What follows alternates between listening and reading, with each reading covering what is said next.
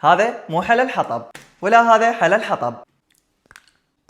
هذا هو حلا الحطب. 3 اشكال للحلا الحطب، واحد احلى من الثاني. الشكل الاول، هذا الشكل الثاني. هذا مو شمع، وهذا حلا الشمع. 3 طرق تقديم الحلويات تنفعكم للعزومات وتقديمات الخطار. يلا نسوي حلا الحطب. نحتاج محضرة طعام وننزل بيها كمية زينة من بسكت الشاي. يلا نطحن. صارت عندنا بهذا الشكل.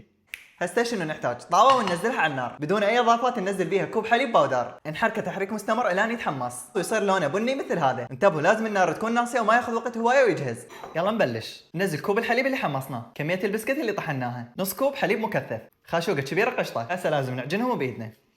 شو تقولون نخلي عليهم برتقال؟ شو يصير؟ لا الشاطر اكيد ما نخلي. نعجنهم كل زين لحد ما تصير عندنا عجينه متماسكه مو تلزق.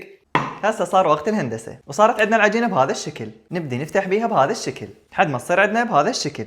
هسه نحتاج شوكولاته مذوبينها بحمام مائي، واللي اقصد لكم هاي بالضبط اي نوع ما يفرق، وما يصير اذا ما نضيف لمساتي. نفس العجينه تقدرون تشكلونها بالشكل اللي يعجبكم او قالب الكليتشه. هسه ندهنها بالشوكولاته بهذا الشكل ومن كل الاتجاهات حتى يطلع عندنا شكل الخشب. بعد ما بردت عندنا الشوكولاته هسه نقطعها ونقطعها بهذا الشكل بشكل مايل مثل الحطب. بقت عندي كميه من العجين، تعال نسوي بيها الشكل الثاني. هم نطويها بس هالمره بشكل ارفع. هاي شوكولاته بيضة، تعال نذوبها.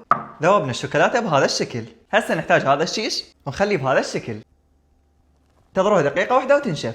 حلا الحطب ب3 اشكال، وهذا هو حلا الشمع. جربوه كلش سهل.